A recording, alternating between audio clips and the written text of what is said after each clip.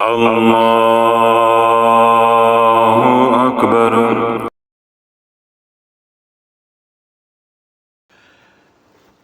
اللہم صلی علی سیدنا محمد و علی آل سیدنا محمد وبارک وسلم۔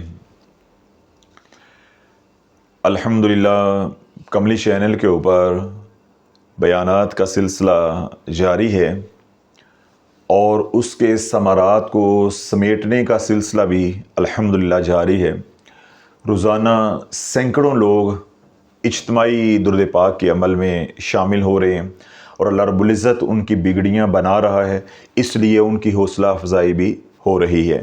اور سب سے بڑھ کے کہ نوجوان نسل کے اندر حضور علیہ الصلوۃ والسلام کی محبت کی جو چنگاری ہے وہ سلگنے لگی ہے، اور اللہ کی رحمت سے امید ہے کہ اسی طرح اللہ رب العزت نے ہمیں اور پڑھنے والوں کو بھی استقامت دی۔ جو کملی چینل پہ لوگ جڑے ہوئے ہیں اور جو یہاں تشریف لے کر آتے ہیں، جن کو ہم درود پاک پہ لگا رہے ہیں، اگر سب کو استقامت مل گئی تو انشاءاللہ العزیز قلیل عرصے کے اندر سلسلہ عالیہ قادریہ شافیہ کا فیضان سر چڑھ کے بولے گا اللہ کے حکم سے انشاءاللہ العزیز۔ اللہ کے محبوب علیہ الصلوۃ والسلام کے صحابی ہیں سیدنا ابو ہریرہ رضی اللہ تعالی عنہ۔ آپ نے ادیڑ عمر میں اسلام قبول کیا، لیکن آپ کی والدہ مسلمان نہیں ہوئی، یعنی وہ دائرہ اسلام میں داخل نہیں ہوئی۔ سیدنا ابو ہریرہ رضی اللہ تعالیٰ نے اپنے تائیں سر توڑ کوشش کی کہ میری والدہ حلقہ اسلام کے اندر یا دائرہ اسلام کے اندر داخل ہو جائے۔ آپ دعوت دیتے لیکن انہوں نے اسلام کو قبول نہیں کیا۔ تو سیدنا ابو ہریرہ رضی اللہ عنہ اپنے ماں کے کفر کی وجہ سے بہت پریشان تھے۔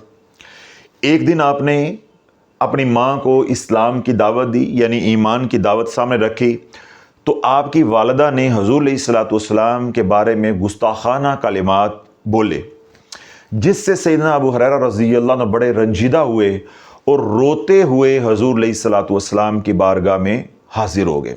جب اللہ کے نبی علیہ الصلوۃ والسلام نے سیدنا ابو ہریرہ رضی اللہ عنہ کو روتے ہوئے دیکھا، بلکتے ہوئے دیکھا، تو کملی والے نے پوچھا کہ ابو ہریرہ کیا بات ہے، کیوں رو رہے ہو؟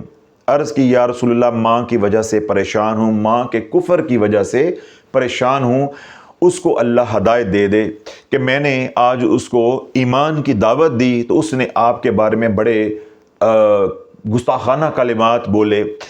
اگر میں ان کلمات کو برداشت کرتا ہوں، ایک طرف آپ ہیں، اللہ آپ ہیں اور آپ کا رب ہے، اور ایک طرف ماں ہے، میں عجیب آزمائش کے اندر ہوں۔ آپ کی جو محبت ہے وہ مجھے ان کلمات کو برداشت کرنے کی اجازت نہیں دیتی، میرا ایمان جو ہے ایسے کلمات کو برداشت کرنے کی اجازت نہیں دیتا، اور دوسری طرف ماں ہے اور وہی دین اسلام ماں کے اوپر ہاتھ اٹھانے کی اجازت نہیں دیتا۔ میں عجیب کشمکش میں ہوں، اس لیے یا رسول اللہ میں رو رہا ہوں۔ جب اللہ کے نبی علیہ الصلوۃ والسلام نے سیدنا ابو ہریرہ رضی اللہ عنہ کی اس تکلیف سے سنا تو حضور علیہ الصلوۃ والسلام نے رحمت للعالمین نے اپنے ہاتھ اٹھائے دعائے رحمت کے لیے کہ یا اللہ ابو ہریرہ کو تو نے ایمان دیا، ابو ہریرہ کی ماں کو بھی ایمان کی دولت سے سرفراز کر دے۔ تو اللہ کے نبی علیہ الصلوۃ والسلام نے سیدنا ابو ہریرہ رضی اللہ عنہ کی والدہ کے لیے جب ہدایت کی دعا کی تو سیدنا ابو ہریرہ رضی اللہ عنہ بڑے خوش ہوئے اور فوراً اپنے گھر کی طرف لوٹ گئے، یعنی اپنے گھر کی طرف گئے۔ جب گھر واپس لوٹے تو گھر کا دروازہ بند تھا۔ دروازے پہ جب دستک دی تو اندر سے دروازہ کھلا نہیں ہے اور پانی کے گرنے کی آواز آ رہی تھی کہ اندر کوئی نہا رہا ہے۔ تو ماں نے اندر سے آواز دی، جب اپنے بیٹے کے قدموں کی آہٹ سنی کہ ابو ہریرہ آ گیا ہے، پھر آواز کو سنا کہ ابو ہریرہ آ گیا ہے، تو ماں نے اندر سے آواز دی کہ ٹھہر جا، یعنی ابو ہریرہ ٹھہر جا۔ تو ماں نے غسل مکمل کیا، کپڑے بدلے اور دروازہ کھولا۔ دروازہ کھولتے ہی ابو ہریرہ رضی اللہ عنہ کو دیکھتے ہوئے بول اٹھی اشہد ان لا الہ الا اللہ واشہد ان محمدا عبدہ ورسولہ۔ ادھر کملی والے نے دعا کی ہے، ادھر اللہ نے دل کی دنیا بدل گئی ہے۔ اب سیدنا ابو ہریرہ رضی اللہ عنہ جب گھر پہنچے ہیں تو ماں کلمہ پڑھنے کے لیے طہارت اختیار کر رہی تھی، صفائی کر رہی تھی، اس لیے کیا ہے کہ ادھر حضور علیہ الصلوۃ والسلام کی دعا تھی اور ادھر اس کا ثمر تھا۔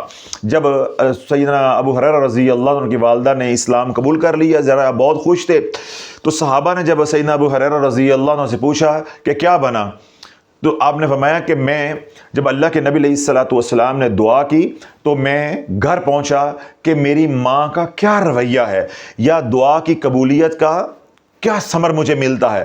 تو میں گھر بعد میں پہنچا، میرے کملی والے کی دعا عرش پہ پہلے پہنچ چکی تھی.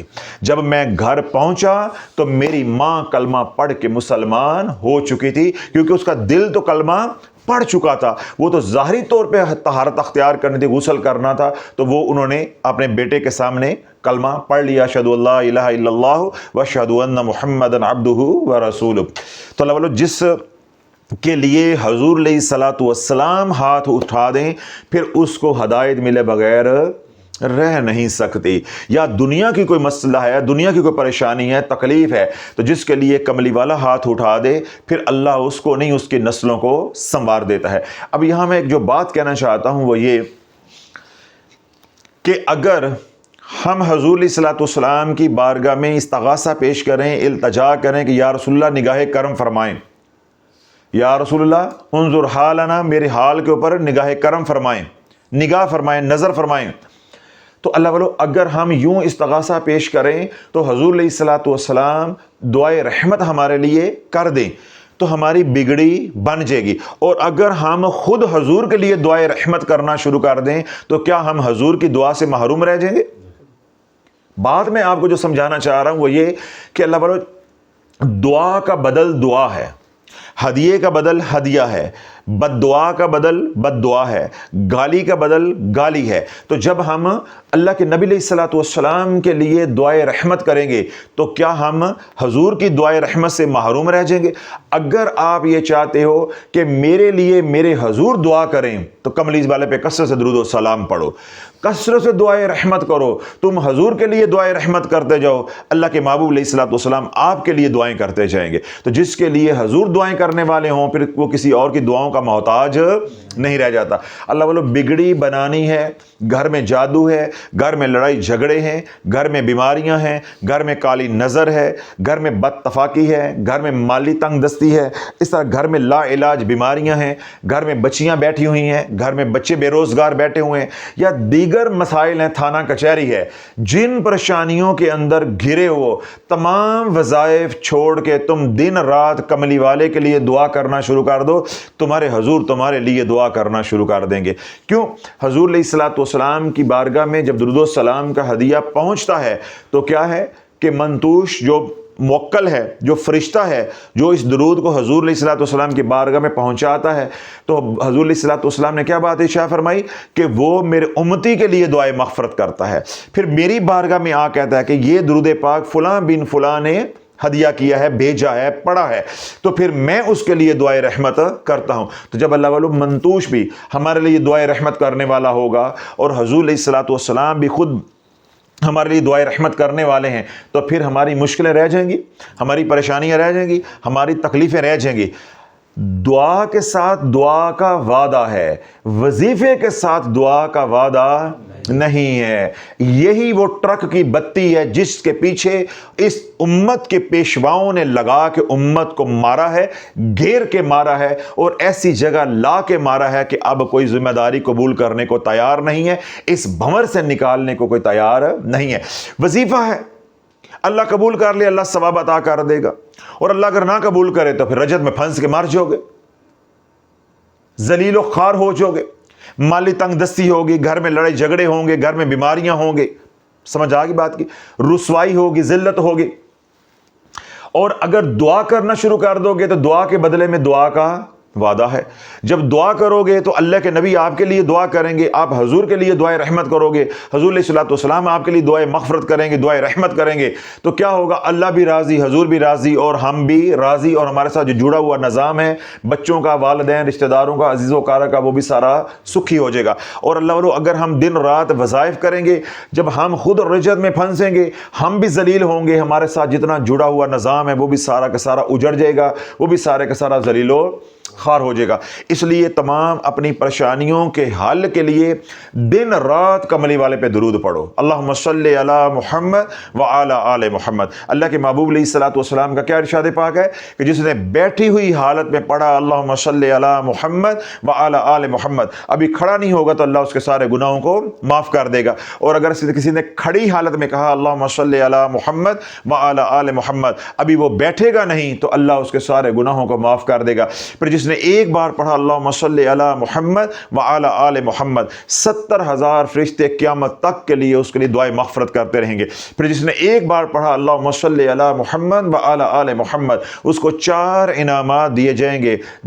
ایک بار درود پاک پڑھنے پہ 10 نیکیاں، 10 گناہ معاف، 10 رحمتیں اور 10 درجے اللہ بلند کرے گا۔ پھر اللہ بولو اگلا انعام کیا ملے گا؟ سیدنا حذیفہ رضی اللہ عنہ فرماتے ہیں کہ جس نے درود پاک پڑھا، درود پاک اس کو سنوار دے گا، اس کی اولاد کو سنوار دے گا، پھر اس کی اولاد کو سنوار دے گا۔ درود پاک میں پڑھوں گا، میرے پوتے نواسے بھی سنوارے جائیں گے، اللہ ان کی جھولیاں بھی بھر دے گا۔ وظائف کے ساتھ یہ وعدے نہیں ہے۔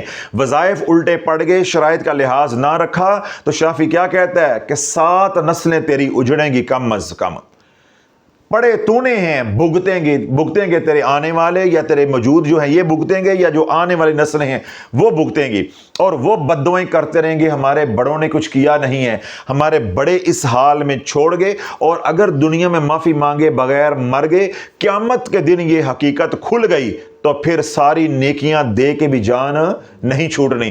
اور جب حضور کی غلامی والی زندگی میں آ جاؤ گے، اللہ کی رضا والی زندگی میں آ جاؤ گے، رب چاہی زندگی کی طرف آ جاؤ گے، تو کیا ہے 5 وقت کی نماز پڑھو خضری عمل کے حصار کے ساتھ۔ خضری عمل جو ہے وہ آرزو چینل پہ اپلوڈڈ ہے، وہ وہاں سے آپ سن لیں، 5-7 منٹ کا عمل ہے۔ 5 وقت کی نماز حصار کے ساتھ، خضری عمل کا حصار، سارا دن کملی والے پہ درود اللہم صلی علی محمد وعلی آل محمد، اور ایک تسبیح کم از کم رات سونے سے پہلے استغفار کی، اور دن رات جو ہے اپنی آنکھوں کی حفاظت اور رزق حلال کمانے کی کوشش۔ یہ اس دور میں یہ 5 کام کر رہے ہیں، 6ٹھے کام کا سوچنا بھی نہیں ہے۔ یہ فسق و فجور کا دور ہے، یہ گناہوں کا دور ہے، اس دور میں تقوی نہیں ہے، اور وظائف کے لیے تقوی پہلی شرط ہے۔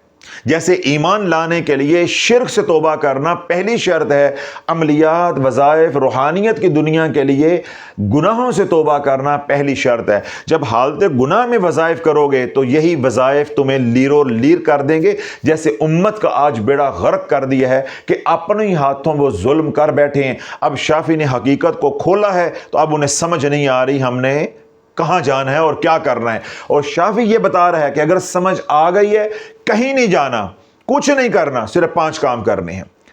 5 وقت کی نماز حصار کے ساتھ، دن رات کملی والے پہ درود پاک، ایک تسبیح استغفار کی، اور آنکھوں کی حفاظت، رزق حلال کمانے کی کوشش۔ اپنے تمام من جملہ مسائل کی نیت درود پاک میں کرنی ہے، اس کے لیے الگ وظیفہ نہیں کرنا۔ وظائف سے تو آپ کو نکال رہے ہیں، بچیاں گھر بیٹھی ہیں تو درود پاک، اولاد نافرمان ہے تو درود پاک، گھر میں بیماریاں ہیں تو درود پاک، گھر میں بچوں کا روزگار نہیں تو درود پاک، گھر میں جادو ٹونا ہے تو درود پاک، گھر میں کسی کو نظر لگی ہوئی ہے تو درود پاک، گھر میں تھانہ کچہری کا کوئی رولا ہے تو درود پاک۔ جو گھر کے مسائل ہیں، خاندان کے مسائل ہیں، تمام مسائل کو ہم نے حل کس سے کروانا ہے؟ درود پاک سے۔ کوئی الگ سے وظیفہ نہیں کرنا۔ جو مسئلہ حل ہو جائے 2 رکعت نماز شکرانہ پڑھو اور خیرات کر دو، اللہ کا شکر ادا کرو۔ زندگی میں دوبارہ کوئی اللہ نہ کرے کوئی تکلیف آ جاتی ہے، کوئی مسئلہ آ جاتا ہے، اس کی نیت دوبارہ درود پاک میں کر لینی ہے، تو انشاءاللہ زندگی بھر آپ کو کوئی عمل یا کوئی وظیفہ کرنے کی ضرورت نہیں رہے گی۔